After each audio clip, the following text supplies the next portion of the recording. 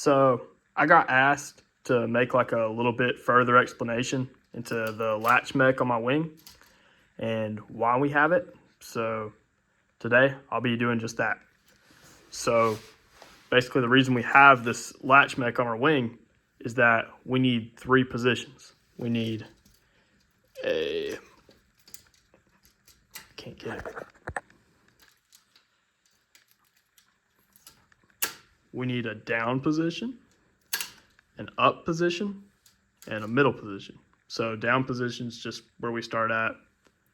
Middle is like where we're actually descoring the blocks, and up is so we can go over the control zone right here. And the reason we need that down position is because when it starts right here, it's out of size width-wise, and when it starts right here, it's out of size height-wise. So we require a 3rd position to stay in size and do everything we need our wing to do. So this latch mech, how it works is really simple. It starts down here, and your piston fires up, and this snaps back into place. All it is a 2x4 C-channel, just tied on by some rubber bands and zip ties. This snaps into place, and it hits the bottom of this 3-wide, and it stops it from going down anymore. So after you leave like the down position, you'll never go back to the down position for the rest of the match. You have to set it back by hand before the next match. So I can turn it on and just show you it working, I guess.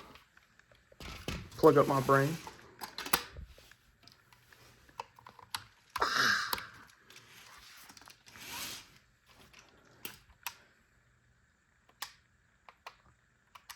I got me some Silver Age code right here.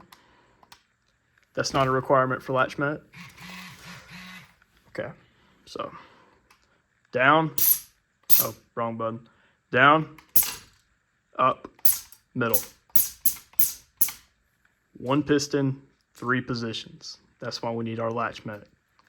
So it's really simple to build, really cool to have. I would recommend it. Yeah, that's about it. All right, see ya.